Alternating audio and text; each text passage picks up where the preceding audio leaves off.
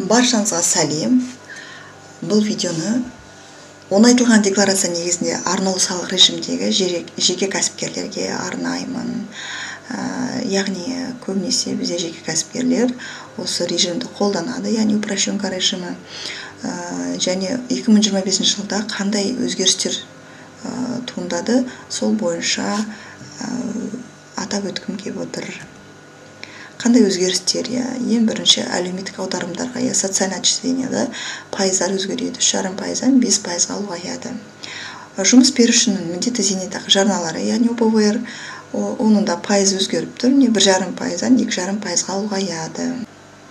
2025 жылғы 1 қаңтардан бастап міндетті әлеуметтік сақтандыру жүйесіне қатысушылар үшін және өз пайдасына төлеушілердің әлеуметтік медициналық сақтандыру қорға төлене жататын әлеуметтік аударымдар мөлшерлемесі, әлеуметтік аударымдарды есептеу объектісінің 3,5%-дан 5%-на дейін ұлғаяды. Ол бізде Қазақстан Республикасының әлеуметтік кодексінің 244 бабының 1 пунктінде көрсетілген. Кімдер төлейді?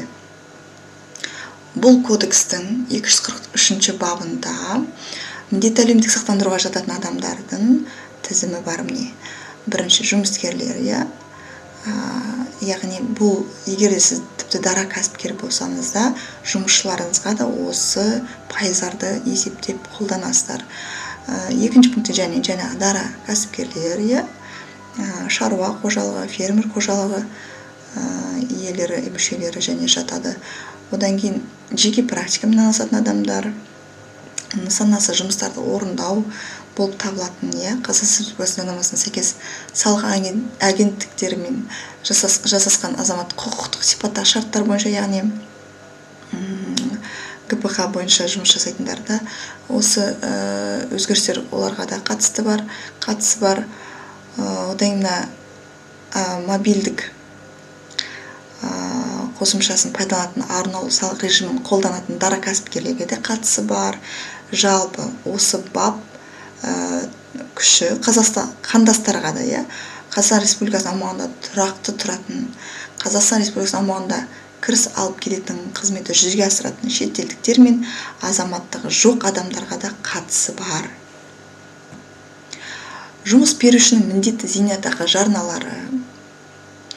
Бұл дегеніміз агенттер Қазақстан Республикасының заңнамасында белгіленген тәртіппен шартты зейнетақы шотына өз қаражаты есебінен аударған ақша. Яғни жұмыс берушілер және дара кәсіпкерлер де осыған жатады. Бірақ дара кәсіпкерлер өздері үшін де осы жұмыс берушінің міндетті зейнетақы жарналарын төлеуге міндетті. Енді осы пайыздың ұлғаю туралы Қазақстан Республикасының әлеуметтік кодексінің 251 бабында көрсетілген 1 пунктте 1 қаңтардан бастап 2025 жылғы 2,5% мөлшерінде болатыны туралы көрсетіліп кеткен. Енді ай сайынғы шығындарға келетін болсақ, минимум бойынша алғанда әлеуметтік аударымдар, орысша айтқанда соцотчисление 4250 теңге болады. Міндетті зейнетақы жарналары, ОПВ 8,5 теңге, пенсионка. Жұмыс берушінің міндетті зейнетақы жарналары, ОПВР дегеніміз 2125 теңге болады. Міндетті әлеуметтік медициналық сақтандыру жарналары, ВОСМС, медстраховка взносы 5950 теңге болады. Ал 910 нысанға келетін болсақ, бұрынғыдай қалады, жылына 2 рет тапсырылады.